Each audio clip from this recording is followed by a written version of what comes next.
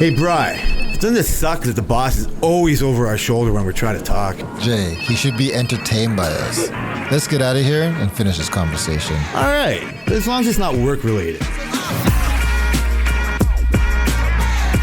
Jay, how's it going? On top of the world. I want to welcome everyone to the Work-Related Podcast. Well, look at you. You're so out of practice. Jeez, I know, right? We are related by work on Twitter. On X, yes. And we are the Work-Related Podcast. Shout outs to Elon. So what are you doing? Why You would know you what I'm derail doing. everything? I know. We had It's like- great pre-roll. Shit that we should have been could have talked about to the people. And like already Twitter's a dumpster fire to start on X. No, You don't even say the real words properly. And then you bring in Elon. Forget I said it. You know what's fucking hilarious? Okay, I'll start with it. Fucking, you know what's hilarious about your fucking buddy Elon's Twitter is the difference between the response of people getting to do whatever they want with Bud Light when they became woke. Yeah. Kid Rock fucking shooting it. Yeah. Like boycott this, boycott Target when they have a rainbow fucking flag or whatever they did. It's on their side. It's on that shit. But now when it's Tesla's getting fucking demonstrated against and all that, it's like you're a Nazi for doing something like that. Well, like it's not fair to capitalism to fuck with Tesla, but it's okay to fuck with Bud Light when it's not in your ideal. You know what? I see the hypocritical. Yeah, what's wrong with you? I don't know. I see how it's fucked Hypocritical? up. Yeah, that's the word. And who am I to correct people with words? But good luck. And I don't agree with them vandalizing Teslas, but I see now that it is hypocritical because especially in Canada when I see they're saying we're boycotting Doge because the Doge thing that has nothing to do with he's not affecting us. He doesn't actually none of his policies have anything to do with Canada. And the Starlink cancellations, like none of anything he's doing affects us. So yeah, I get it. I was just like, look it, and then on top of that, then you go around and put 100% tariffs on electric cars in China. I thought we were going green. I think that was way before. I I'm think just saying it's hypocritical. And then in Vancouver Car Show, they're saying Tesla to not go. Like this is ridiculous. Okay, well, this is where this is what your problem is when you become involved in politics. Like one of the best things I fucking heard was from a person who talked to likes whatever, like a comedian nobody's going to know. It's just like, as a Tesla stockholder, shut up and build rockets. If you want to be Mr. Businessman, you're affecting fucking people's feelings. That's a because fact. of your fucking George Soros-ness. Yeah. Right? Like fucking all of it is so hypocritical. Yeah. And I agree. I don't agree with people shooting cases of Bud Light because if they're trying to figure out some transgender thing. I get where they went over the line. Well, Bud Light is... But you watch a Bud Light commercial now with Shane Gillis in it, and they've turned around. They're they're what you hope your product that you like does. And I don't give a fuck about Bud Light. But the hilariousness of that this is ruining America with their ideology, and then now Tesla, people feel the same fucking way. They have a right to feel the same way. Yeah. And I don't agree with bombing anything. The funny thing is they're covered in cameras. Everything you do near a Tesla might get recorded. Absolutely. So you're not going to fucking damage a thing that had a bomb in it in front of a hotel, and the only thing that died in it was the guy in the car, right? Like everything about, and we love the technology. I think it's hilarious when they get recalled with fucking, because the glue on them, you know what I mean? Like this guy, whatever. There's so much you can laugh about it. And so, but to have the fucking president come on and say, it's not nice to be teasing somebody on social media or to express your feelings. No, not even the president. That president who freaking calls Canada 51st state. That's what I get it. Fuck? But that's what. But there's no so it's. I should just fucking laugh it off.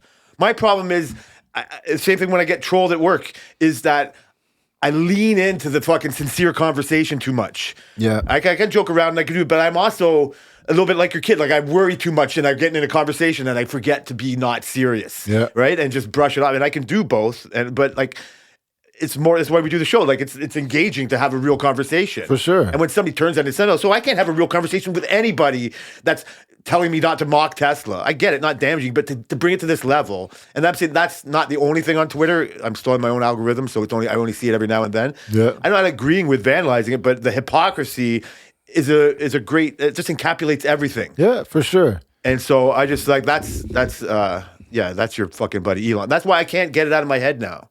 It's, are you biased now?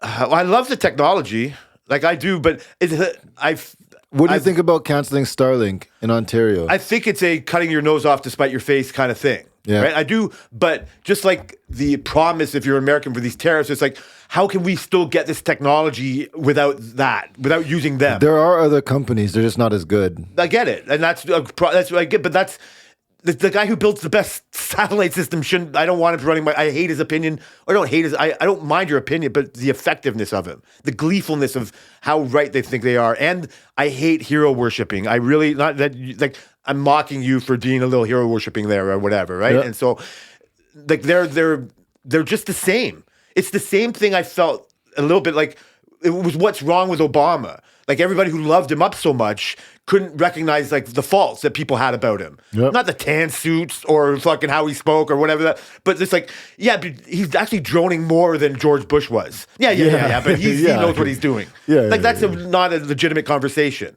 Like I wasn't good. It was for me personally. Those consequences of that conversation meant nothing because I'm not in that war, right? But like the idea, like I think we're closer to World War III now than I can ever remember. I'm not blaming that on Elon Musk. Yeah. But if he wants to be the right-hand man of the president, then he is going to get blamed for this because he's involved in the fucking the inside conversations that's happening about it, right? And he might not. I don't even know if the president gets to decide. You know what I mean on what's going to be end up happening or whatever, right? Yeah. But a president who acts like a king, like I want to talk about TV and other nicer things like that. But we're watching a show about like that. You realize like a president has so much power. Like they could start a nuclear war, right? Like they have the football. Like and now this fucking maniac who's like the ultimate fucking wrestling manager wants to come in and fucking start throwing his weight. So I'm going to throw everybody that's involved in that situation in that same boat. And I'm trying not to let people's hope of what their leaders can do and why they vote somebody in. And because I get it, I would hope for change and all that stuff, just like Obama and all that. But you got to recognize the faults and call them out when you see them. Yeah. Like, and not be hypocritical. Like, just like the Tesla Bud Light thing. Like, I get it. I get why you might be Bud Light, but to fucking shoot him with a gun and all that other bullshit, or to fucking boycott, whatever it is, I think you've gone too far. I agree. And so I think Elon Musk has gone too far in a way. Yeah, I think he should have stayed out of politics, but this is the consequence of that. So yeah, you'll lose business by not getting your Starlink. yeah. And so, yeah, he could just turn around and go, what do I care about 100 million? And I go, yeah, so I get it. So you really But don't it's care about compounding. anything. It's compounding now because the stocks are crashing, all that kind of So stuff. that's real. Yeah. Like that's real. Like I still get it. I don't think it. I think I don't understand like money and politics and all that kind of shit. But then he's got the richest man in the world beside him. So like he's going to get to use whatever money is in like influences politics or. I don't know. I think it's all gross. The fact that their conservatism is different than ours, watching it, I'm not voting conservative anymore, just to put out like not a pivot, but just even put more of my personal business out there or whatever, because I've told you I lean both ways. I like the pendulum swinging, but I don't want anything that they want anymore. I think they would rather us have a conservative person in there, and I like a lot of the ideas. I like the idea of change, but my hope now is just like something else we talked. Like I hope they change. I hope the Liberal Party changes to be the best version of themselves. I kind of agree, but I don't know. I'm so on the fence right now. Like I'm so undecided. Like my decision is just kind of waver. Like I'm basically standing on like a knife's edge, and every time I see all these things going back and forth, like I don't know. I just don't know. It's hard to trust one side, and then it's hard to give the other side a chance. I get it. I mean, I 100% get it. In my view, it's not just like the different versions of conservatism or right-leaning politics that, and I'm just scratching the surface of headlines and shit. Yeah. Like I'm not diving deep into policy, obviously, but like I still think like I'm thankful that it's a parliamentary system. So no matter what, it's different than them. Like everything that's right-leaning and all that, and they'll just. It is different, but as an overall thing, it's somewhat aligned. I do like so it's not an ideology that I'm hating. It's or rallying against on this conservative side because I see in Europe and other parts of the world like right leaning is more like an ideology based movement, like in Turkey or Germany or these hard right wing stances that are kind of going on, but. I don't. What I've changed my mind on is running government like a business, and I don't want the idea of privatized hospitals. I don't want the idea of more privatization. But there's benefits to that. There's pros to those. I don't know the difference, but I don't think it's the way to go. My idea of America, and from what I've seen before, and what I think it's changing into, is I've always seen it as a have and have-nots. And what I see now, even from COVID, when you can blame it on Democrats or whatever, those haves becoming more haves. But we still have and have-nots here. It's not even close to what I recognize as the same. Brian, it's so separated. It is, but there is still. You go to parts in Florida when I've been there when they get to vote, and the voting systems are so out in, like, they're not convenient. Here it might be way too convenient or whatever you think, but it's run very properly. You have to show your ID here. You have to do all these things that when they, like a democratic state that doesn't have ID voting, I just don't get it at all. Yeah, that's crazy. It's weird. I'm not. That's why I say you can't compare them how they run their politics. It's even more local. Like our system here is like, I don't want the fucking conservative guy to be here. But I want him in federal. So, hey. Yeah, so that's what you got to be on that fence for. And I get it. But the conservative ideology, the pendulum is turned into a wrecking ball in the States. And I don't want a wrecking ball in my country. So you just want to be on have one party for like 2 decades? I want the one party that... Yeah, I get it. It's against what I think in a ways. But I would rather, at this point in time, that liberal Canadian ideology get to be its best version. So the liberal Canadian ideology is superseding the policies that are going on underneath. Is that what you're saying? No, I don't want a radical change to change. But I am a hypocrite in the way because I would never. I think Ontario should be run by the Conservative Party. I agree. Like I like that, but at the federal level, I don't. This is not a thing. I've just kind of thought of different ways or whatever. I can go really far into the future. And part of it is who I hear stumping for the Conservative Party at our work, and I can relate to with them and what they think of. When I hear it from somebody else's mouth, I don't like how it sounds. I don't like some type of people's mouth. But even why they want to do it, like even why they want the change, like just for whatever. Like I can't. I'm not. I can't just come up with the items or whatever the issues are that I'm saying on whatever, right? But they're just stumping for change, just like you just said. You want to just keep them going on this path. When I saw Trudeau resign, and I was rallying again, I couldn't wait to get rid of this guy, and I seen it, and I was just putting all my dissatisfaction of the government and the way that really isn't affecting me too much, which is actually just the way it could be better. Mm-hmm. I'm not looking for a massive change, to be honest with you.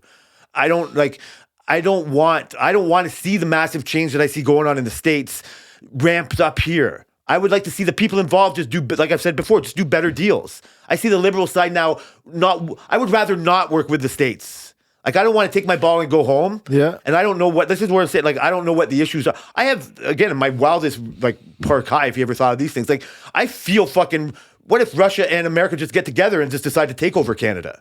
Like, they're all buddies now. Like, who knows how this is all going to change just for the fucking whatever. He could fucking sell anything to the fucking people on his side in America. He could. And if our new relationship with Russia is better than fucking going against them, and they do it, there's nothing much you're going to be able to do.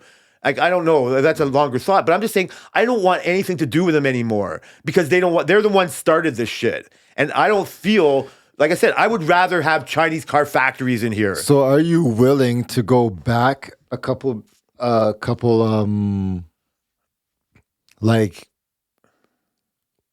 set our economy back a little bit to not work with them? We've been forced to. Yeah, but you said you don't want to work with them. Were you willing to, like you said, take your ball and go home? Like, are you willing to really sever? Like Carney's one of the last things he said, I think it was today, he said the relationship with Canada and U.S. as we know it is done. It's never coming back. I agree with him.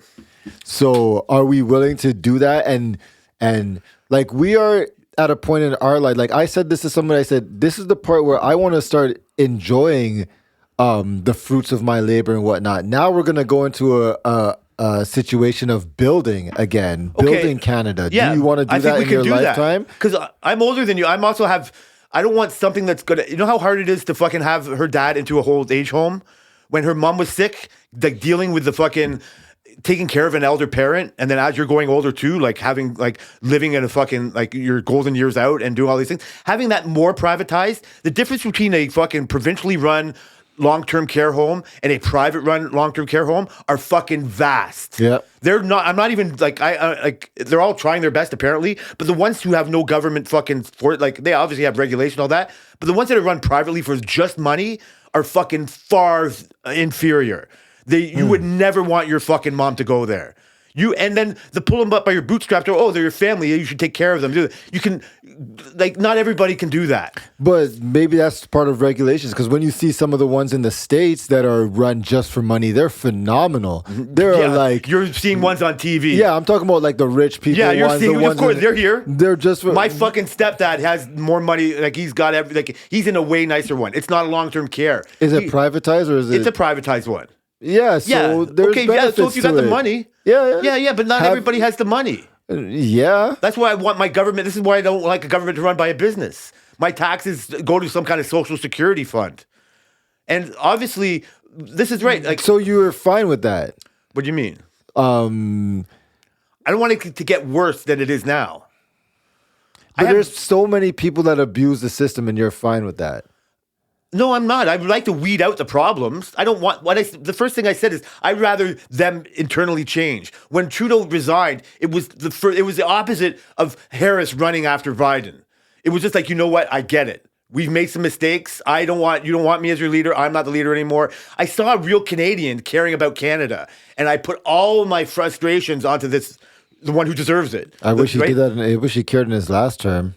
I get it. I hate, like, this is when I hear other people say the things I wanted to say too. I get it, but I don't want to lean onto more of privatizing everything. Okay, so let me ask you this. Do you think Donald Trump cares about the United States?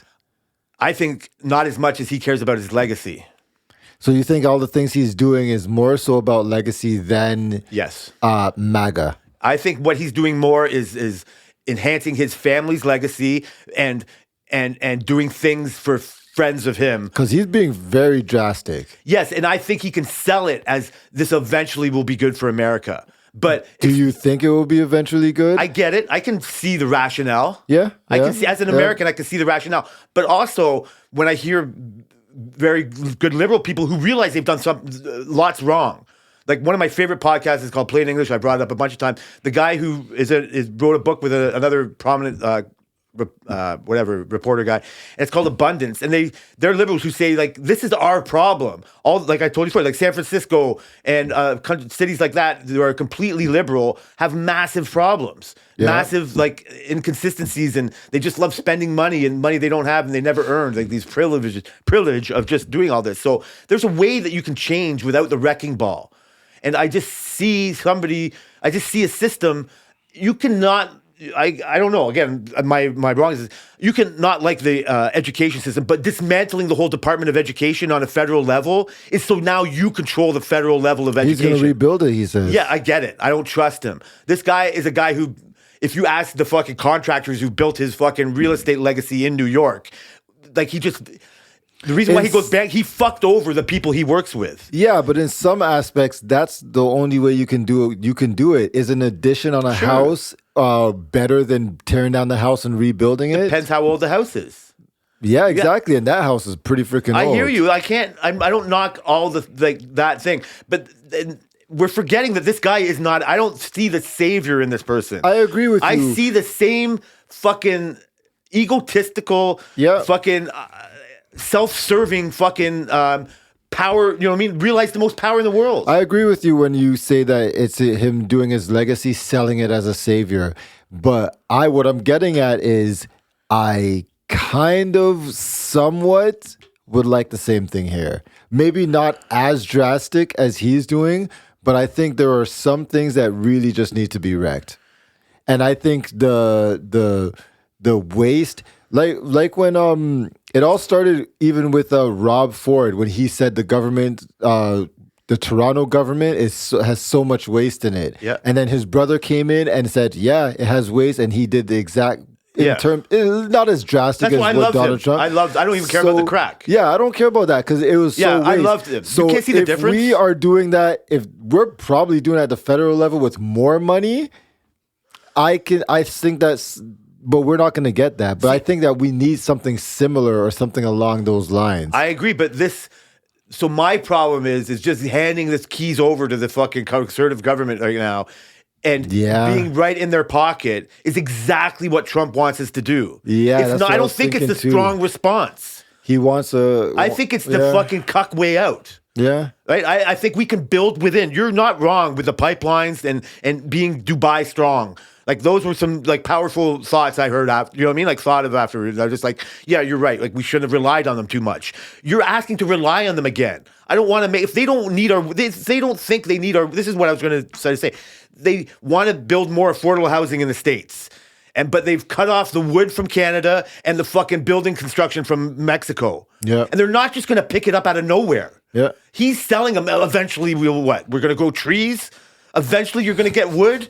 Like, I get it. It's like, you know what I mean? Like, that's just one little thing. That's a bad deal. Yeah. No, and I don't right. understand. That's a strongman point. He's not building houses right now. He's not building cars right now. The only one building his car is the one he's stumping for to stop fucking doing, right? But he doesn't even give a fuck about Ford, GM, or fucking Chrysler.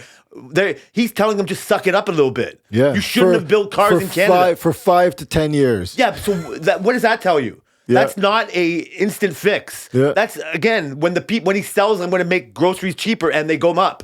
Oh, no. That king-like mentality of just trust me, I see right through it. I might be wrong. I feel I see right through it. Yeah. And the other idea, I love an idea of a strong man too. I want to be a strong, I want that idea, but in my mind, I'm feeling in my own personal choice, it's a sucker's bet. And a stronger Canada is one who stands up against what they're giving us. Do we have 2 strong candidates right now? So,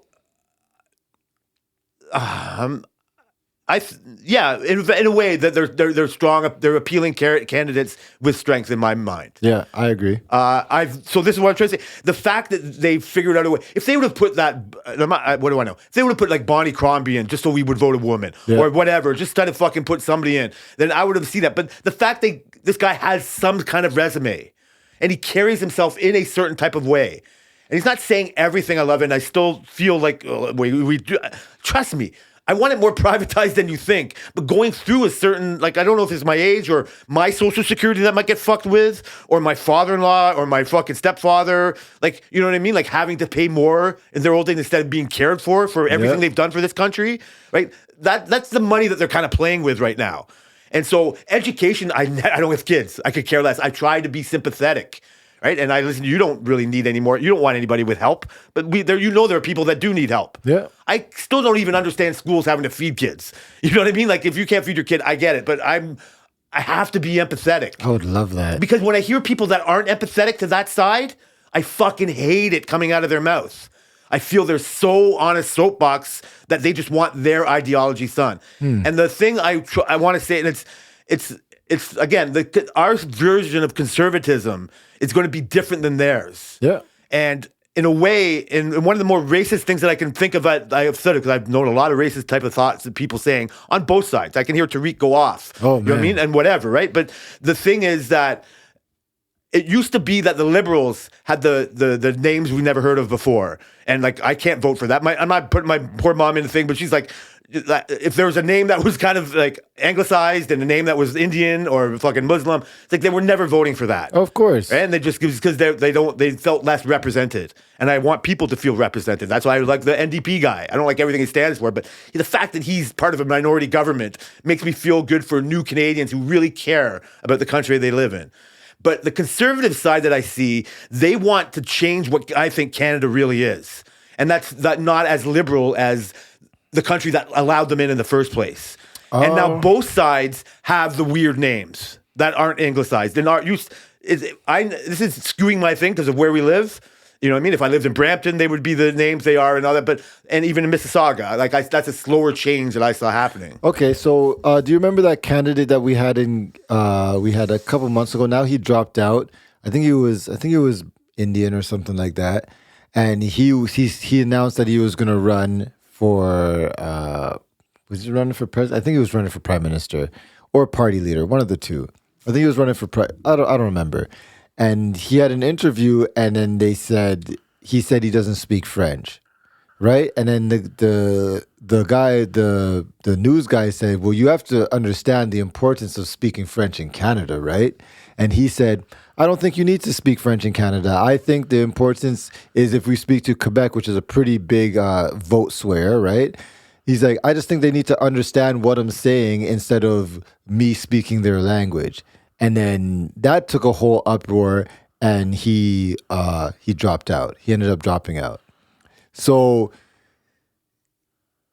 you said they're changing what is Canadian. Is Canadian type of thing, like speaking French, like is that what are we supposed to have the first prime minister who never spoke French, who doesn't speak French at all? Are we supposed to have all these other things that we see as it's hard because it's like what do you see as Canadian, what I see as Canadian is two different things probably. Yeah. So like I definitely think our prime minister should speak French. I've always thought Saying that loud enough so the person in the other room could hear that? Yes. I definitely think like they should speak French. I think it makes no sense when it's not only Quebec who speaks French. It's like Manitoba. It's like a lot of Ontario and other provinces speak French. I think that's freaking important to keep something that's it's it's English colony that speaks French. It's so weird, but anyways. Well, no, it's funny. You can see how it's happened. No, yeah. There's a map that can show you the three arrows coming from Europe and where they landed. Yeah, you know what I mean? In North America, in our side of the world, and Spanish, French, and American, and so or English. So trust me, like one of the more racist things I could say is French doesn't bother me one bit. I had to take one credit in grade 9, so it's not like you made me take it for 4 years. Yeah. I can see a lot of people saying, I can see both sides of the people I'm talking about at work saying, who gives a fuck if they speak French or not? That's not going to lower my taxes. But that's what I'm talking about. That's how I have to have the empathy for a side I just only have an idea of. But you said preserving what you think is Canadian. That is part. And that's part of my empathy. No matter what we say, fundamentally, a lot of times when you say Canadian, they automatically are going to think you speak French or you're in snow. Yeah, I get it. Well, that's you worrying about what other people think. But it's what Canadian is. So you're right. As the exact words in my mouth, that's saying part of my hypocrisy is like I'm willing to not care about that, but I can't as a real Canadian. When I really think about it, I said, yes, I think they should always speak French. That comment that guy said is so ignorant, shows that I don't want him running. He's not for all the people. He's got great ideas. Yeah, I see. Like he's not like it's why when the Bloc Québécois seems so radical against everything that we want as English-speaking Canadians, and just like, why is this little sliver fucking bringing us down for whatever, you know what I mean? Like we need more funding in French schools or whatever. And then you run into a French family like yours. It's like, oh. And then you start seeing there's 2 French fucking elementary schools in this town. Yeah. It's like, it's way more prevalent than you think. Just like you said, Manitoba, all the fucking things. It's French. Just like we have to give thrift to Indians and fucking natives. Like, since you can't just run a pipe, we have to make an agreement before we run that pipeline through. We have to respect everybody's identity. The problem is it's great to attack the liberal side only being identity politics, and I want identity politics taken out of it, but you can't take somebody's identity away from them. It's not, you can't abandon identity. Yeah, but are we supposed to take somebody's identity, or they're supposed to come to Canada and be a Canadian identity? No, they're coming. Yeah, I think there's a way, but also that being a Canadian has changed over my lifetime. Yeah. Right? And my best term, and it still is, New Canadian. And like, so it's a way to fucking go say like a brown person or somebody that doesn't speak English very well or whatever. I've gotten over that ideology of what I want them to do because of who I am, and recognize that they exist. Recognize that the idea of running to fucking North Bay to get out of the fucking metropolitan system that Toronto or Brampton or Mississauga has come is not what I would want. I don't like people that want to think that way. Yeah. Like, you're running away from what Canada is turning into. And yes, this is all I'm saying is that if my biggest concern about the Liberal Party is that they have lots of wasteful spending on woke agenda stuff and are very kind of lackadaisical on security measures and don't care about person like Strong Canada, then I see them ready to change those ideas. But are they? How many false promises do they do on a regular? So this isn't and it's all politicians. So this isn't different right now? Yeah. Like this is your chance, this is our chance to piggyback. It's like just because we're so reliant on America and everything, and you're saying, it's going to make us weaker for however much time. It's our response to a reaction. Yeah. So I would rather our response be, okay, this is what we're going to do now. But both candidates are doing that. And that's what I mean. So I'm not going to, I don't want the wrecking ball. I do want to give the liberal side a chance because I see on the other side the desire to be Trumpish. But that's my question. You said you want to give the liberal side a chance. They've had decades of chances. I'm not going to be heartbroken if they don't get in. But my personal choice is I don't want to be on that team anymore. Like I will get, and I see there's lots of things I like about it, and I hear my ultimate, because I'm not part of it's a momentum, because the Liberals went from I told you again, I'll bring it up, when Trudeau resigned, my whole idea of him and the Liberal Party changed a little bit. And I started looking at my own self and what those frustrations were and why I hated them so much. And if they had voted in the fucking Bonnie Crombie person or whatever it is, I might have still been like, oh, this is a bit of the same thing. This is a bit of the same thing. Yeah. And I see the desire, the reaction to what a person like me is appealing on the other side.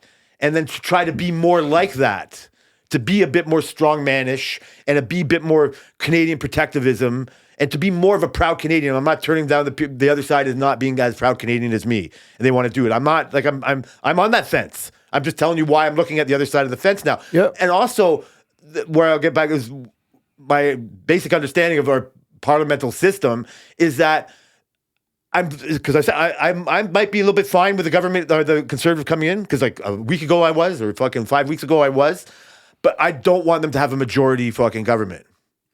Like, I think that would be the only chance for them to have that wrecking ball. And then the only way I can do that is stifle them with a Liberal vote. And I don't want to hand the whole keys over.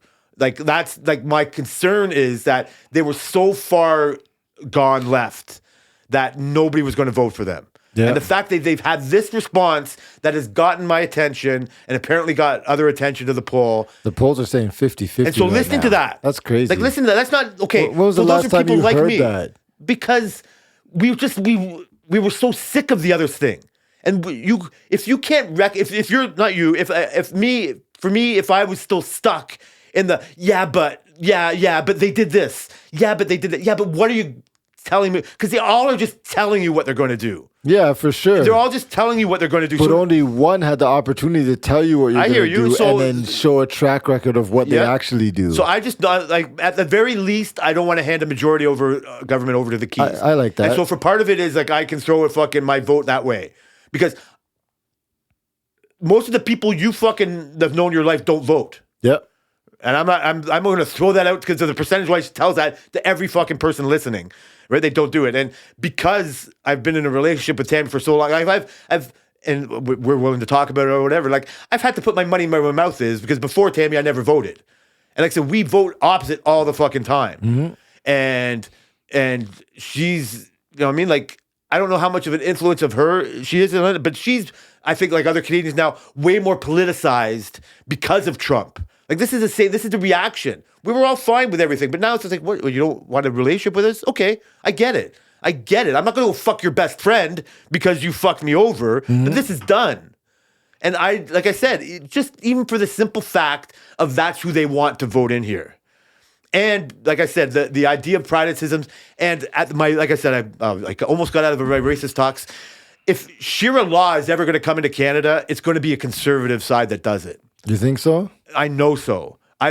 This is where I went with the weird names. I was just like, oh, I can't have my culture change that much. I can't have my culture change that much. And I find the conservative, like that a certain segment of society that I think is way too conservative will push for their ideology. That's like my idea of European right-wing sides. That's like a right-wing Turkey government, a right-wing, but like I love everybody coming. I don't care how many mosques are in my fucking town. I don't have, but I fear if they are majority power. Like, if you know what I mean, if Tariq's buddies are in fucking power for my town, like I'm not 'cause Tariq's making this fucked personal up. on one person, but I know who he is, and I'm going to just tie him in with a lot of other people that just quietly want to acquire power, and they get their names, and so that's not a peaceful movement in my mind. but you can't really put that all on. No, the I'm not. conservatives. I'm saying it's my Because- worst racist thought. Because conservatives are They not used to be the as whitest things in the friendly- world. Yeah, they're not as, but they still somewhat are. They're not as friendly to immigration as the liberals are. They're not as friendly to a lot of things Yep. as the liberals are. So I'm not running away from. I'd rather them I wish they did it better and they do all that. But the idea of, like I said, I can take it to even local. Like everything that's changing in our town, I'm not that scared about. I'm not that doing it. But I'll just take it to the one person I know who cares about this town, about politics in this town. yeah. And I don't agree with him. Well, I'm going to put a pin in that. Thank God. Because Sorry, people. yeah, but I will. One more thing I do. This is like I said, I was reading Sportsnet, do whatever, and I found out that Mark Carney used to be a goalie. oh really? And then that's it. That's I I didn't was a know that. goalie. What? That's all you got? That's all I did. Jay, that what was the I was hell, sold. man? There's nothing wrong with this guy. How I'm dare voting you? liberal. Yeah. Okay. Sorry. That was my only point. Instead of being racist, that's what I really wanted to say. Okay, go ahead. I lost my train of thought. Okay. Well, you were going to put a pin in it, and we're Yep. talking liberal politics. Yep. It's okay. Remember, because I'll change it. I can't. Go ahead. How was the R.O.M? You took the kids on March break Yes. to the museum. Yeah. I have not been to a museum as an adult. Seriously? Yeah, we're planning. Tammy wants to go to the R.O.M as well. Yeah. Not at fucking 9 a.m. with your kids, but we want to go at night when we can have a cocktail. But the Yeah. idea, I love ancient history shows and all that shit. So even when we were in New York, what a missed opportunity to go to the museums there. So Yeah, I would I love see to the see one of appeal of those. something like that. Like not an art museum, but even then I'm I would missing want the to go idea. to the art gallery. So Why not? how was it taking the kids to the R.O.M? It was good. Surprisingly, there was a lineup. We got there just before opening. Wow. And there was a lineup? Oh yeah, there was a lot of people Hilarious. there. It's crazy because I've been to the ROM probably in my life maybe like 5 times. As an adult? As an adult, I think the last time I went, I had children the last time I went. I think Okay. Asmira. Yeah, we'll I'm give pretty it sure to that as an Asmira. adult. It was Asmira, so maybe like 15 years ago, like Okay. 10, something like that. Okay. So, yeah, Was don't it everything know. you wanted it to be? Or was it? Did you like it? Did the kids like it? I think I appreciate it more the older I get or I don't know the older I get, but just the more I know in general. And when you apply just the general knowledge of stuff, life, because I'm just a curious person. I Google like random shit all the time. I YouTube random shit. And then you go and you see and you know that this is like, there was this one, and this one's been, I've seen this exhibit before in there. They have like this part where it's like all rooms that they've collected from different periods of history. So like the 1800s and stuff like that. So they'll have set up rooms from furniture from there that shows what it was like, how they were living. And they would have like pictures and like glasses and stuff like, but you can't go in there, but you can just see it from the glass. And like as a older person now, and I realize like, oh, holy, that was 100 years ago. Like this was 100 years ago. They were sitting. Obviously, there's no TVs. They're sitting there writing letters and freaking reading books and shit. But like, and so that kind of stuff is cool. And to try and put that into perspective for my kids, it just seems kind of. It's kind of like I don't know. I don't know. I did something for me. Is it frustrating because they're the kid version of you that isn't recognizing what they're really seeing as an adult? Well, I don't really know if they're recognizing because they were into Well, it. that's what I mean. Is it frustrating? Because I could just assume they're seeing just old glasses, another room. Like, where's the dinosaurs? And you're like, you look at this. This is important. Kind of To thing. be honest, the dinosaur thing they weren't into as much as they were into like the medieval stuff, like seeing Oh, yeah? the armor and the swords and the stuff like that. They loved Interesting. that. They loved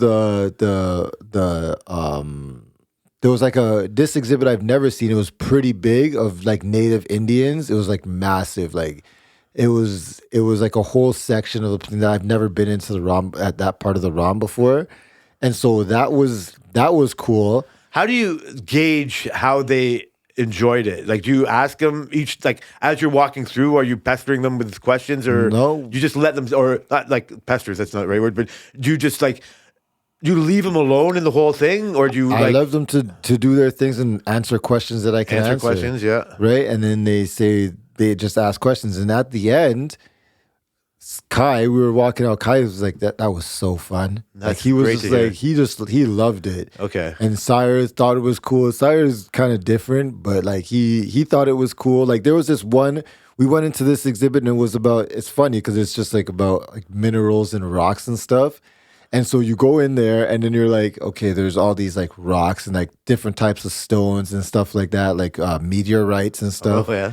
And so we're going through there, we're looking at stuff, and they're like, and I said to Kai, I'm like, this comes from the ground. Like this is like a natural thing that they just dug up from the ground. It's not like a man-made thing. And he's like, wow, like nobody made it, but it comes up in like perfect squares, or like, you know, it's just because of how it is. Yeah, I know what you're talking about. Then you go into, they have a vault in there, and this vault is probably like maybe 3 times the size of this room, and there's like 30 cameras in there because it's their most precious jewels and like stones and stuff in there. So, and they're all behind glass. Like there's literally cameras like every like foot. So where are these jewels from? Like Everywhere. It would be like gold. It would be like emeralds and like all this kind of stuff, diamonds and stuff like that are in there that they're showing you like how they compare to other stuff. And it's an actual vault. Of course. There's like a massive door on the outside. You walk through that, you think they lock every night when everybody's out? For sure they do. So when we came out of that vault, we went around and then there was a guy sitting at a table. I think for March break, they had like a lot of students that are like in school for like science and stuff like that. So there was this guy sitting there and he was sitting there with 2 stones and he was talking about one's a meteorite, one isn't. And then he was talking to the kids and asking them, and they were feeling it and holding it and all this kind of stuff. And they were asking questions, and it was like a great experience. And it was like in almost every exhibit they had someone sit there. So I think really it was a great exhibit for them. I think they really enjoyed it. I enjoyed it. I could tell, and I think I would too. And for all the reasons you were saying, I'm just curious on like the kids' perspective of it, because I can remember, like I said, I'd never gone as an adult, and it was always just like a thing somebody took you to. Yeah. I'm not saying dragged, but you can like appreciate it for sure. But I can never appreciate it like I could right now. Yeah, on so many other different levels. Yeah. Like even just touching a meteorite instead of just seeing one on YouTube for 5,000 times. Yeah. To be honest, like the scale, like the dinosaurs, like I always liked the dinosaur bones before, but as an adult, when you see the scale of them and then you say, like I said to Selena, I was like these dinosaurs were like this, like, because it shows you how much of it was actual bone and what's a cast. Okay, right? yeah, so of course. Yeah, there's one. I get it. Yeah, so there's one that's the actual bone. I'm like, this is just the bone without even the muscle, the flesh. Like, do you know how massive these things could have been? And you see that they're like buildings. They're like houses. True. You think of your leg bone and the muscle around it and the fat. Exactly. And then you're just like, holy shit. Like a lot of these things. And then there was like even the animals, like there was the colors of nature. They have like a lot of like taxidermy animals, and you just forget the perspective. You just forget the size of a freaking eagle, and you look at an eagle, and you be like, "Holy shit!" Like that's an actual polar bear. Like that's the size of these things, and that kind of stuff. I don't know. When you see it to scale, you're like, wow. Haven't you been to a zoo in a long time? I've been to a zoo. I've seen, not to disrespect, because I've seen eagles and polar bears like a lot, and not that I'm taking them for granted, but like I put that on a way different scale than like a dinosaur. But you're not as close in the zoo for the most part. You're not as close as you are in the. That's hilarious. I love it. Like I see, like I respect that kind of things more and more. Like why you'll listen to a TED talk about fucking whatever, quantum theory, all these things that are kind of theoretical. My joy of wanting to go to a museum now is that like I'm so YouTubed into that world. Yeah. Like I'm watching this show now with my IPTV. I just randomly find new shows, and it's a BBC thing, and it's this guy who is in Egypt right now. And I got all my own wacky theories of Egypt. Those are some of my funnest things to think about. Yeah. It's just they're consequential. Even if my wildest fantasies are right, it still doesn't stop me from having to go to work and make money and vote for fucking who decide who I'm going to vote for and all that shit. But and the desire to not trust the establishment, right? It's, how dare you tell me this pyramid was only 4,000 years old, and how dare you tell me it's only a tomb? You know what I mean? Like all these kind of things, and my idea of the proof against all that kind of stuff. So now this show, I'm almost so frustrated. The worst part of me just wants to stop watching it because it's challenging my fantastical thoughts. Again, this is why I would love to go to the Cairo Museum and all these other things, right? And like I'm just imagining what a museum, like all the museums could teach you or show you, like touching it, like the idea of whatever space and touching a meteorite, I don't know, or minerals and all this kind of weird things. But this idea of what Egypt was, and watching the show, this guy. And it's very British and polite and all that kind of thing, but he's got his own ideas. But talking to somebody who's all in on the narrative, the narrative that 4,000 years and all this stuff. She's been working there for 20 fucking odd years of her life, and she's showing him sites, and this is why she believes it, because that's her proof. And yeah, I know, I get what you're thinking and why, but this is what they said, and I want to call her an idiot from my couch. With no education, like she's on the ground. I'm forcing myself to watch this, right? Not so he fights back against her, but just like, can you listen to somebody that's dedicated their life to this that might not have an agenda? Like Joe Rogan can tell me that there's like I'm being lied to about everything. Well, that's the thing whenever you're doing something from the outside. I always use this example, and when I was becoming a welder and stuff, and like I think this was like my first year of welding after school. And I was talking to somebody, I can't remember who, and they're like, yeah, so you're a welder? I'm like, yeah. And they're like, yeah, but aren't you like afraid of fire? I said, well, welding's not done with fire. They're like, it's not? I said, no, it's done with electricity. He's like, no, I'm pretty sure I saw it done with fire. And he did. And brazing. Yeah. But I'm like, but I'm telling you, as a person who's done this for a year and a half, just a year and a half, it's done with electricity. He's like, are you sure? Are you sure? Yes, buddy, I'm fucking sure. I know. I just came from work. I'm telling you that I just did it without fire. I do. So that's the kind of same type of thing. But it's hard when it comes to conspiracies. But that's, okay, and I don't know what the agendas are in that. And so I'm still not convinced. Like I said, like just because somebody believes something, I don't have to believe what they believe. Absolutely. And I want to be, like, I'm by forcing myself, it's realizing that I want to learn more. This is what the great part of the museum is. Yeah. It's like, you can still have your idea. They can have all the native exhibits they have, because in my mind, as a culture, coming from a culture that didn't give a fuck about anybody else's but their own, which I guess is, I've been taught that it's not the right way to go. Yeah. Right? Like recognize the ground. You could talk about all the naming rights before a sports contest or whatever it is now, and you can think, I don't mind it as much because there's been so much unrecognizing of it, right? And that's not a problem to me, recognizing what was here before. You can say, oh, well, what was before you, and going far, but whatever it is, I want to just that's where I bring identity. So, but you're really not going to get an idea. Like, you can be tried to figure that's as close as you can actually get by actually seeing it, and then maybe you question the idea of who designed the fucking display and what the message they want to send, and then you're stuck in how they showed it to you. But at the best, they're just showing you things, and then you interpret it how you want. Here's an expert, like you said. Here's who's a real welder. No, it's not fire. No, that's a meteorite. No, that's not a rock. Whatever it is, and so.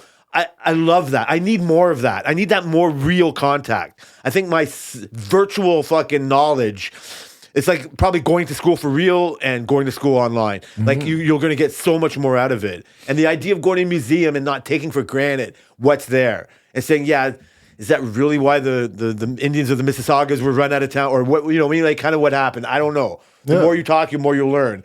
And just to fucking derail our conversation for even more. What's a idea of a museum now, though, is sometimes theft of culture. Yeah. Like, maybe not so much what's going on at the R.O.M., but like the idea of a real granite Easter Island head in the London Museum was stolen. Right? How do you justify that? Like, I want to see it. I want to learn about it. I can't go to Easter Island, like if I'm English, you know what I mean? If you want to go to if you're touring the world's fucking museums or whatever. Yeah. And that's not the only piece of fucking thing they have. You go to the Vatican basement. Oh God. And then you worry, you know what I mean? That's where like they have a pure ideologic reason to exist. So what aren't they showing you? Yeah. Like, why? One of my favorite questions: why is there an Egyptian monolith in the middle of fucking Venice or Vatican City. And then it's just like, that's kind of weird. You know what I mean? I've seen enough YouTube videos where these are so powerful, yet they've just thrown one in the middle of that. You know what I mean? Like this is where you get like the Da Vinci Code and all these kind of thoughts. And I don't know what's real and what's that, but I would love to go to the museum in Paris, the Louvre, you know what I mean? And see it for real. Yeah. Like see it for fucking real. Yeah. And so this Egyptian guy, he's like seeing it for real. And she's showing him like, this is why the pyramids really exist, because they made this one and it failed. They made this one, things you've kind of heard. And they can show the progression of construction. But the virtual fight against that is though, like, but were they just imitating it? Like, was this there when they got there? And they're like, how do we build a pyramid? Like they built one, like, you know what I mean? Like there's all of a sudden one there. Then that type of thing puts everything into suspect. How did we build a plane? How did we build a car? Yeah, how did we, like, everything is in suspect at that point. And that's why people think alien technology is in existence. And I don't want to. I want to be on that board or whatever. And then I hear Frank talk about how everything is fucking alien. And I'm just like, shut up, man. Like, it's not. Yeah. It takes me away. But I want to believe. I want to believe these temples in fucking Syria. That, you know what I mean? Like, that can't, like, these blocks couldn't be moved. Yeah. I don't care. Like, your models don't show me. And when they show, so I don't, like, it just makes me kind of more confused. But it's also because, like, this is where I'm getting back to actually go to that museum and see it. Like, again, like, this is where my ignorance of art comes in. Like, you've been to the show in Toronto and do all these things, but, like, to go to the fucking art museum in New York and to, like, see a real master's work painting that's bigger than this fucking house, you know, or whatever. Just like, what? Like, I've never really seen that. I've never been, even as a kid, I only went to the natural museums. I've never been to an art museum. Yeah. I've never given myself over to art and see, I can just fluff it off. This is another liberal kind of idea. Maybe that's an experience you got to do, Jay. But this is another, I get it. And that's a fault of mine. I'm recognized. I'm bringing it up. I'm not taking any advantage of the opportunity to do it. Art Gallery of Ontario. Yes. Like, these thoughts are kind of more because I'm broke and I don't want to go, my wife doesn't want to go to the States anymore. We're going to do more staycation kind of stuff. Yes, you're going to explore Ontario. We're going to well, let's take it easy. And so, yeah, you're right. Like, I'm trying to joke. But yeah, like, I've never experienced that kind of thing. But I've always know that art's important. I hear people that are artists and realize that, and it's almost more from an American side, like taking money out of the arts isn't good for people, isn't good for your students. Mm-hmm. But it's not a bottom line. It's an easy bottom line budget cut. And so that's why the arts aren't important, because it doesn't really make you money. Mm-hmm. You don't want your fucking kid to grow up to be a, you know what I mean? Like, whatever. Artist? Yeah. No. Like, I mean, you can contradict that all you want, and it's fine. But it's not ideal. It's not like ideal. Doctor, you want it to be, lawyer. yeah. And so why put more money into that? Yeah. You also don't want too much money into that where the fucking science and the technology and the math goes away, right? Like, what do we concentrate on?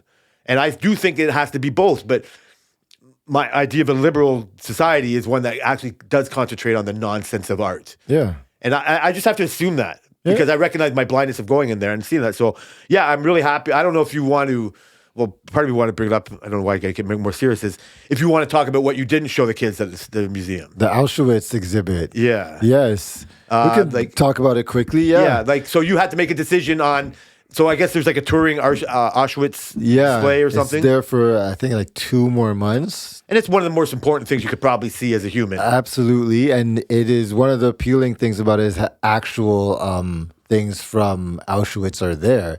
Is it appealing because then it hits you the hardest? Yeah, I think it's better to see something that's authentic, yeah. And so I guess, yeah, so I don't want to cut you off in any kind of way.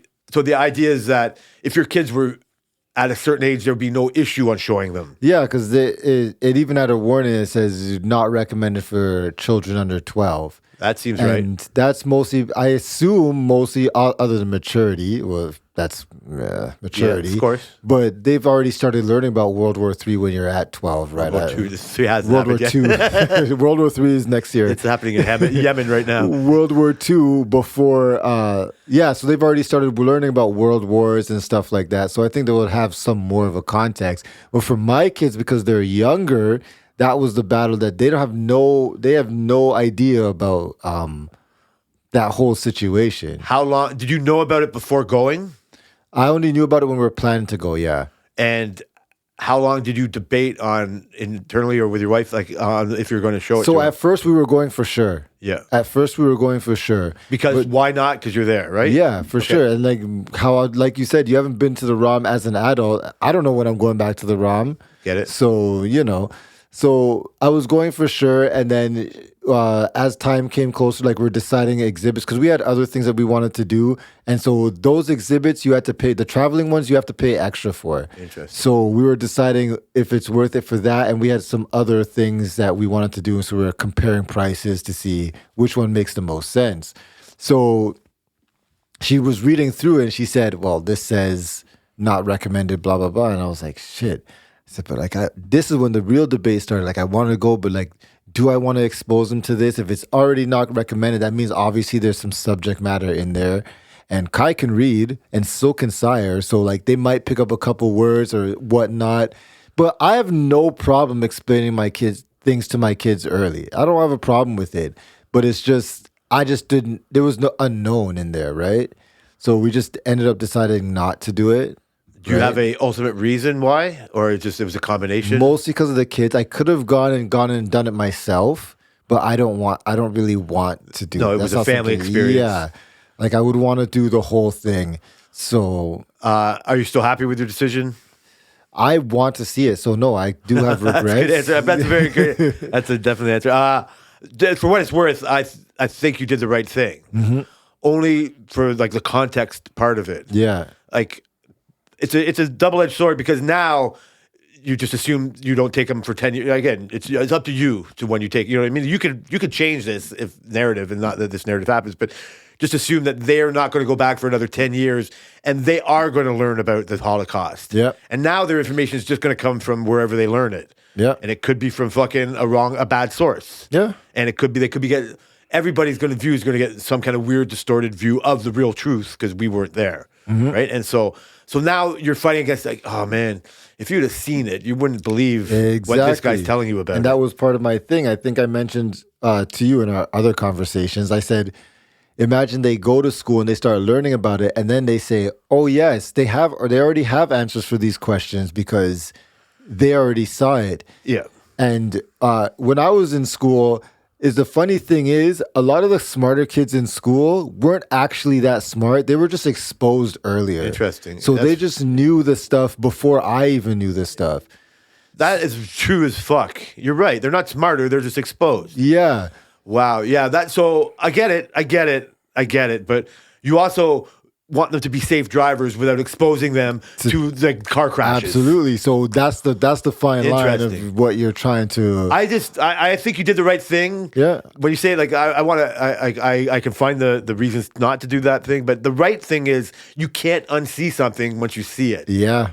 And I can only imagine how horrific. Because even as an adult, every now and then you see an image from something like that, and oh man, it hits you. Yeah. And I don't know if people can really fully, never mind like native exhibits or what.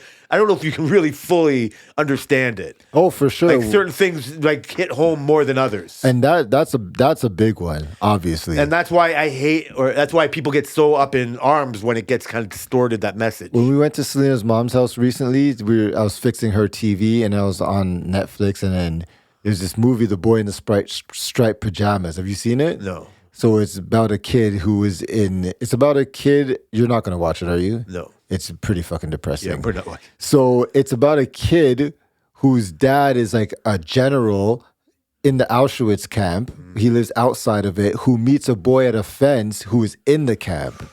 Right? And so these kids start having a relationship and whatnot. But obviously, you know what happens at the end of the day, right? So he helps him escape. And yeah, right. And he's in a striped pajamas, obviously, because that's the Auschwitz uniform. Oh.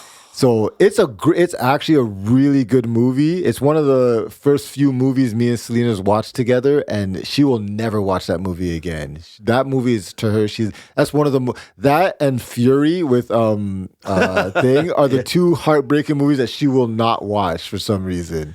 So yeah. Sorry, I didn't mean to cut you off. But when you see like that kind of an impact, like the kids could watch that movie without us. They could, they're on Netflix Kids, but imagine they just watch the movie and they're like, that's the impact that they will have. would that exhibit be the same? I don't think it would be the same extent, but like anytime I see like striped pajamas, that's what I go back to, is that movie, and obviously all the history that I've learned as an adult and growing up. Yeah, I mean, me personally, with my uneducated opinion, I just like, if that is ever going to get exposed, if you're in control of the humans that get exposed to that kind of information, then you need it to be. I would rather watch that movie and then show them even the real. Like just because it's all heavy-handed. Yeah. Like it's all like there's no workaround. Yeah. Like if you're wanting this conversation, you can't make it frivolous. Yeah. I think that's the reality of the exhibit. I think that gets diluted over time. I do think that, from my personal experience, like I said, like my dad was born as that war was going on. For sure. Like I'm not like from this point of from like North American like point of view and American point of view. It's more of a concept. It's more of a theory. It's more of a thing you can hear. Like Henry Ford was a Nazi apologist, and this was a Nazi and like whatever was going on. You know what I mean? Like what Americans thoughts about what war. It's almost like a war in Yemen right now. It's just like, okay, whatever, right? But it's a little closer because there was a European context of North America at the time more than now. But like my parents lived my grandparents lived in the towns, in the cities that were getting bombed. Like their idea of the Germans and Nazis were more of a self-defense mechanism more than the ideology. They weren't there to defend the Jewish ideal and all that kind of thing. It wasn't a war against Jews. It was a war of a protectivism. It wasn't to save the Jews for what was going on. That's how I realized what the war was. The war was Germany was the bad guy taking over our country, not with terrorists, with other things, and seeing that. And so that's what we were fighting against, that tyranny. They're not just being bad against guns. Like this is what they're doing to their own population. This is what they're trying to like. Their ideology is, and this is why they're bad. And my parents never brought up, like, it was only in a Monty Python, Faulty Towers kind of, the Germans are bad, you know what I mean? Like mocking them in a way, and they lost, you know what I mean? Like just like Bill Burr, your hero died a coward with a gun against his head. He couldn't face he killed 6,000 people, but he couldn't face the fucking cameras. Million. So it's just a mockability. Like that, the idea that you think you can control the world with your ideology is a farce. Yep. It takes I don't know the effort of D-Day and all these things to go against it, but thank God in that way that evil got triumphed. You can, whatever. Now it's easy to question the good. Now it's easy to question, oh, were they really that bad?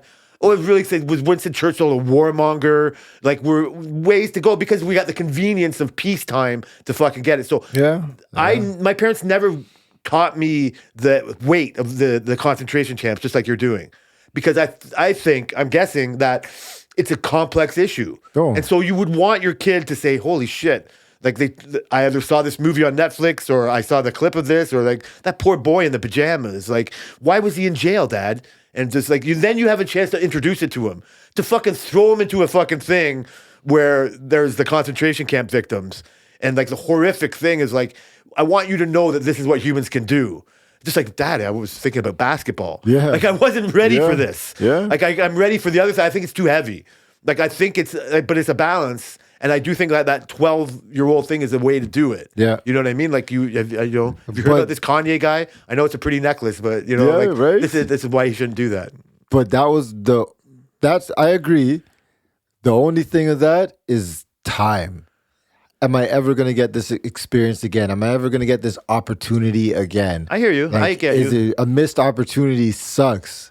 I get you, but I'm not even giving this to you as a thrift. Me personally, my idea is you can't unsee something. For sure. I don't look for beheading videos. For good or for bad. If you've seen one, you can never get it out of your head. For good or for bad. I talked to my mom. I said, yeah, I get it. I said, she's like, yeah, we was watching Whitney. She said, I remember when Whitney Houston was touring. I said, oh, you never went to a concert? No.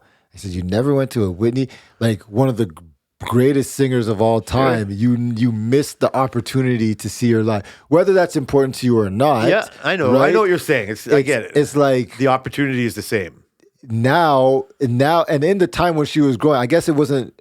was she known immediately as the greatest singer of all time? No. But now, when you look back on it, you're like, oh shit, I lived through that. I have regrets for football games in the state I could have gone to. Right. Like, yes, those are, but that's, a lot of it is hindsight. What you're saying is a little different because you know what you're getting out of. Like, True. the best thing to do, right? Like, because I was having a conversation about work with Chris and whatever. He said this comment was like, providing an opportunity for success is what like our bosses should be doing to us in our conversation. And it's the complete opposite. They were, We're they not weren't getting doing in it there. like that. So you're trying to provide an opportunity for like success in how they think about something. But I like there is a time and place. Like just because you were there, like I personally, again, being I can't. I'm not 100% on board, like because I agree with you. You might have missed the opportunity. Like it might not come again. But like I said, there are movies, there are ways to teach this to him. Like I said, you're throwing him in the deep end. I've never taught anybody how to swim. But the reason why you say you don't throw them into the deep end is because you're stuck. You got to say throw them into the fire, and then they learn how to. Like that's why I agree with you. There was an opportunity there. But like I said, with a beheading video or something like you just can't unsee some things. Yeah.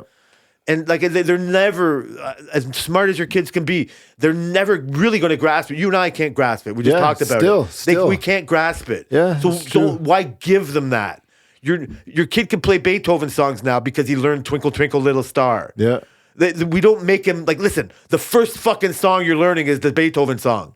For They were sure. setting him up not for success but for failure. But Beethoven wrote that song when he was younger than my kid. Yeah. Composed the whole thing. Of course, I'm not 100% right. I know, but like which part of it do you take that risk Don't on? take a 100% wrong and 100% right way. Yes, an opportunity was missed. Treat it like a Whitney Houston like situation, right?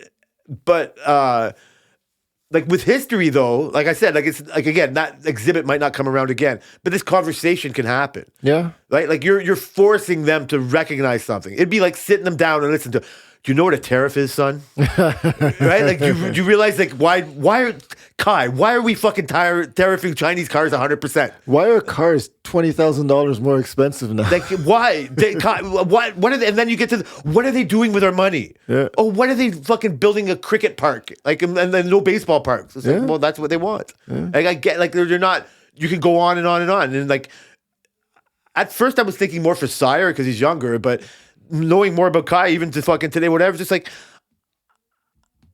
he'll learn how fucked the humans are. For sure. I don't need him to fucking know everything today. I don't know how to ease that into his mind. That's the balancing act. Like kids be kids, or like kids or develop them faster than other kids. Because part of my strategy is to try and develop my kids beyond other kids. You want them to be, sorry to cut you out, you want them to be, not the kids that were smarter than you, that just had the experiences before you. Yeah, like I want them to. It's legit. Sire is good at basketball because I started dribbling him with a ball just before basketball. It's legit. You know, Kai can run a full 400 meters quickly because we started doing it at a young age. And so how do you balance the exposure without giving them too much? So that's the struggle. That's legit. That's legit. And I think, like I said, like you're right. Like that's why I think the struggle is real. Yeah. I do like think that, but I think, like I said, being a kid, we're way faster than not being quick on this one. I think the thing is though, why I think you're right not to do it is just you can't unsee things for, and as necessary as it is a lesson to learn, I don't think it's necessary today. okay. Right? Like you said, the exhibit isn't there or whatever, but Auschwitz isn't going anywhere. Yeah. You know what I mean? Like we'll find Nazis abundance aren't going of anywhere. information. Like this is an opportunity is going to come up again. Yeah. The Whitney Houston comparison is real, but it's not because you're talking about a historical fact. Yeah. Like you want them to know what humans are and what they can do and what we've done. But then when does it stop? Like when do you then what's next? Like when do you tell them about the Christian schools and fucking like native lands and the burials and you know what I mean? Like true. what the orange shirt really means. Right? Like again, like is it that important? It's not going to help them be whatever they're going to be, but it will inform them. And every day, just like us, like we have our perspective. The thing is that when do you start? Like when is it an advantage and when is it a disadvantage? Yes. And when yes. did you just did I just do a disadvantage? Did like with this could have been this is going to be my missed opportunity more. Did I just miss the opportunity to make my kid the biggest humanitarian in the world? Oh, Is fuck it like, that. You know what? Forget it. That's all that's really all you're missing. But if a person like other than you would have liked that thought, would this person like all of a sudden realize like I'm the one that can start change? Not in a messiah type of way, but just like I hope something like this never happens again. Yeah. Other than being like, I hope something like that never happens again, right? Like, so I get it, but I mean, we're always going to, as humans, I'm changing the subject right now, even if you don't believe me. We're always going because I have regret about being trolled at work. Yes. Right? Like, I think I know better. I've talked shit about I'm with Tariq all the time. Yeah. And I even put this in my head. You even told me, be careful. Because I said I was warming up to this guy about a month ago, and he's running out of people to talk to, and he was helping me with the fire truck and all this stuff. I was just leaning into keeping your enemies closer than your friends type of way and doing all that. I personally think this is more of a me problem. I'm the one who changed. I let him fucking talk shit, and he was just the same person that was there the whole time, and so I'm more mad at myself for getting trolled. Mm-hmm. So really, it all happened. Like I said, it was all fine. Fucking even like as this last month or whatever goes on, like sending me his racist texts and sending me like a fucking when Ramadan started, like giving me a happy Ramadan, and I'm like right back at you. Whatever I'm supposed to do, I don't fucking know. But you know what I mean, like whatever, right? Like just like not protesting too much that this guy's in my fucking life, and how much it can only affect me negatively. So the problem with the troll is they're always going to troll, and my reaction is what I can't stop thinking about. Like this is even regret, to this day, because I know how I could have handled it, but I know what I wish I would have done, and I like to. Like, it's weird just after talking fucking serious for an hour and 20 minutes, thinking that I'm not a serious person, love to joke around, got a great sense of humor. And that's who I think I really am. But it's these kind of intense, real conversations that I actually get off on more and, or as just as much. And so my problem with a person like him is he draws me in with these real conversations. Yeah. And we have that, we do that. And I can joke, like I said, I can joke with the best of them and other than that, but I forgot about him and whatever. And so most of it doesn't affect me. So I've been trying really hard with trying to eat well and do my exercises. This is the first week because of other things I got going on that I haven't exercised during the week. I feel great. I'm still losing at least a pound a week and feeling good about myself and recognizing the struggle. And like I said, proud of what I'm putting in my body and doing all that. But I don't want to medal right now. Eventually I might, but I haven't finished the work. I barely started in a way, right? But I do recognize, because I can't live in the negative space, I don't want to sit on it, but I recognize the positive aspects of it. And so, but I keep it to myself mostly.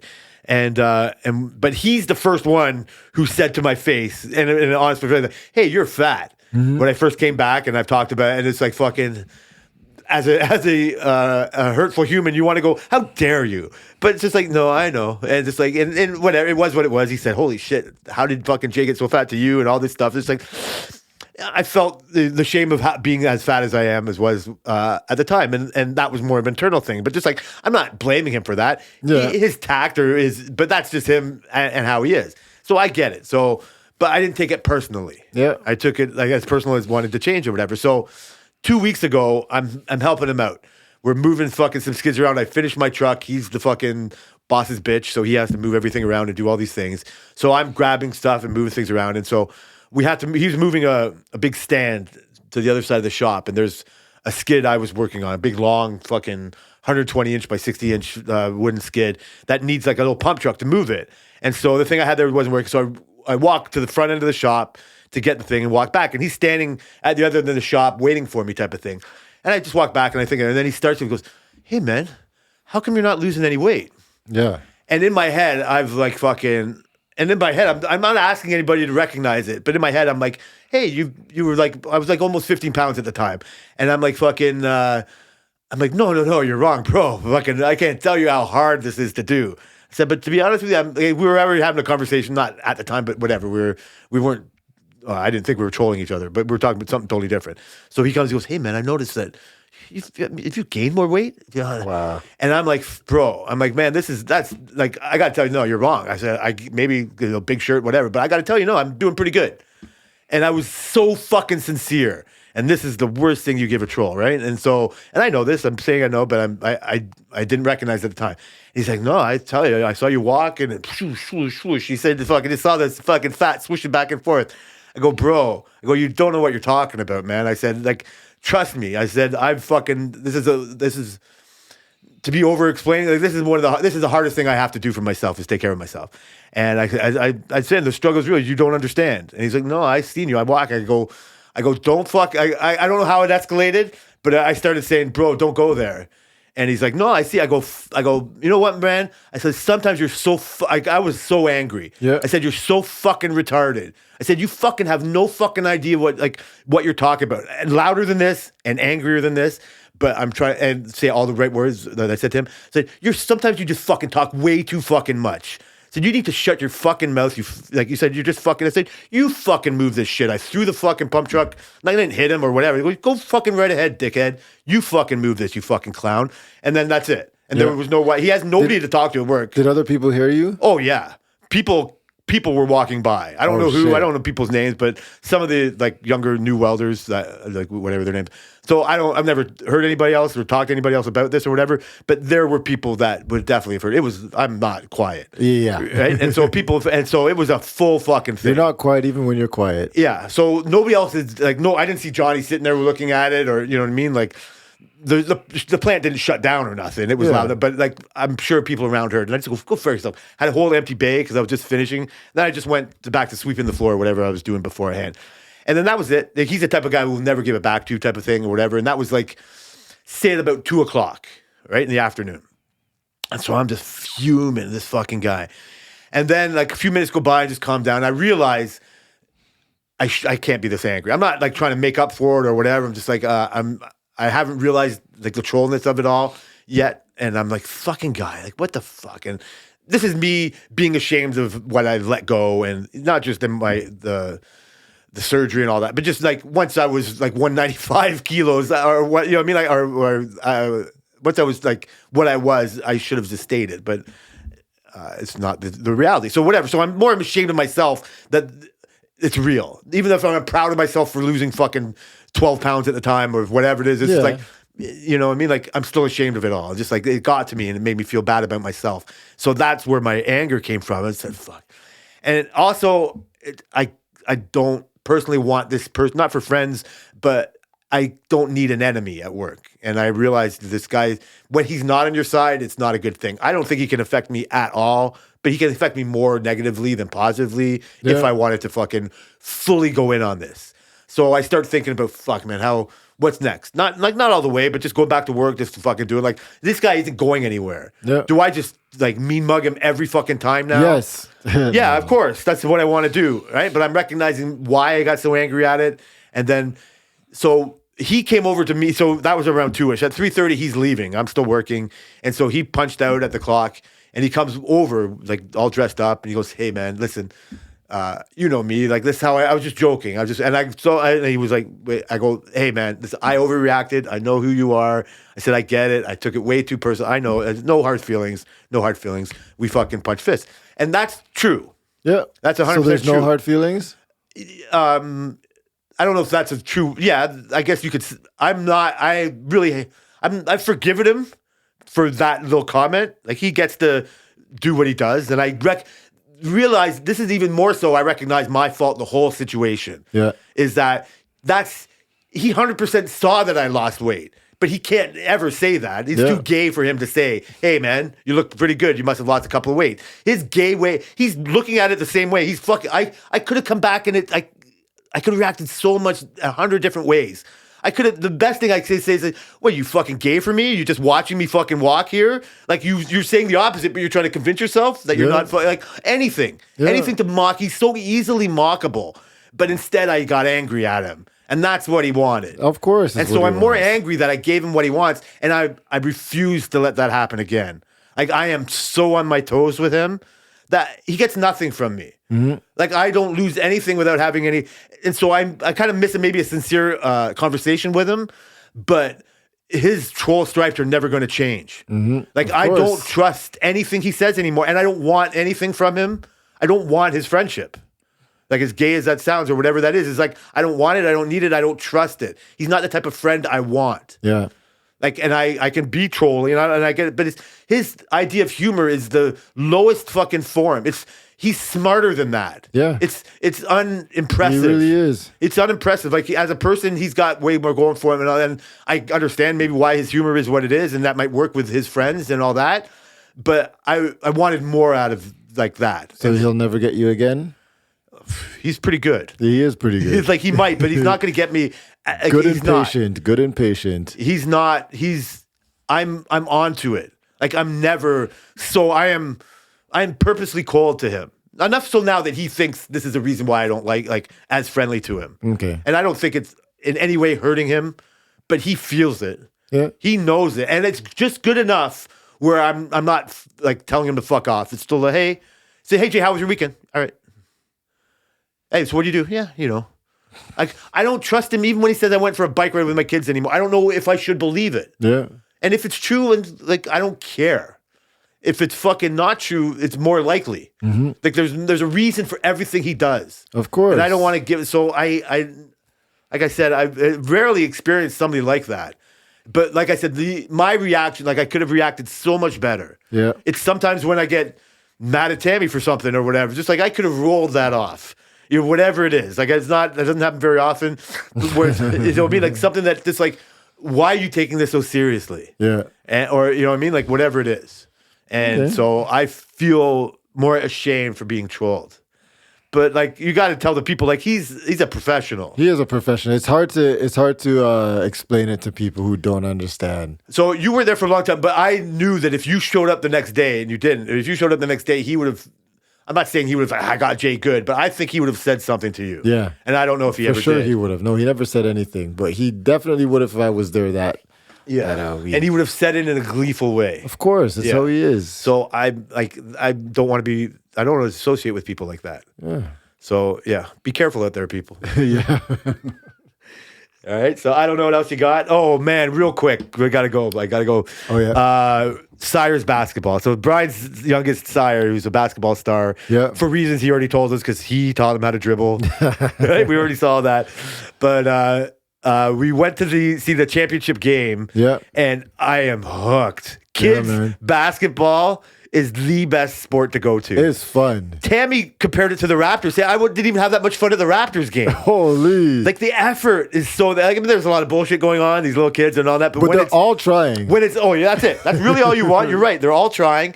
Some people have better coaches than others, and some people have better teammates than others. Yeah. And because it's just my friend's kid in there, like I love him to death and all that. But I could recognize how good the other team was. Yeah. You know what I mean? Like I'm not so like I wanted to start with. It was a fucking 20-20 all game after 8 quarters, or I guess 8 eighths, and they had to go to overtime, and it was heartbreaking. Like they lost, and Sire was by one basket. They lost by one basket. I've never seen something so exciting in my life. But I can't remember anything more exciting. It was a good time. It was fucking tremendous, and the action.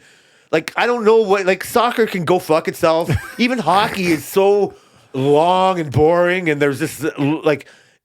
There's so much time of nothing happening. Yeah. And when they eventually get the puck to the front of the net, like it's just actual chaos. Yeah. This is chaos up and down the court. Yeah. This is just Sire's problem is he can't slow down. Like he's great, he's all that, but just watching him rush down to the end, watching them do buzzer beaters, watching them just we were so grateful to be able to experience that, man. Yeah. He's pretty good for his age, I would say. He is very good for his age. He's got almost all the best qualities of any kid out there. There was 2 other kids that were very on his level, and then had other things going for them. Yeah, that like Sire's dribbling, like this is why you take credit for that. His dribbling is out of this world. Yeah, like even the practice thing they were doing, like his control, his at easeness of doing that. And me, who might have talked, but his panic, his lack of calmness in the middle of a situation, which they all have, he's still is suspect of. For sure. And I don't know if his size yet affects him. Because the kids that were a little bit bigger do seem to have a little bit more command of the ball a bit. Well, it is like 3 ages. It's grade 1 and 2. Yeah, you do notice and some of that. He's on the lower end of it. He's in grade 1. And so the older kids are obviously, they have more composure. And when you are taller, I imagine it like this, because I see it when he plays against Kai, and then when he plays against these kids, it's a little different, because I imagine him being he's the shortest one on the court almost always, right? And so when you get into a crowd of people, imagine looking up and seeing everybody is above you, as opposed to you being the tallest person, everyone's below you. So you have no choice but to have the composure, because nobody's in your face. Nobody, Yeah, and he did have composure in those moments. In some of those moments, sometimes, yeah. Like there was one kid that had a great bounce pass.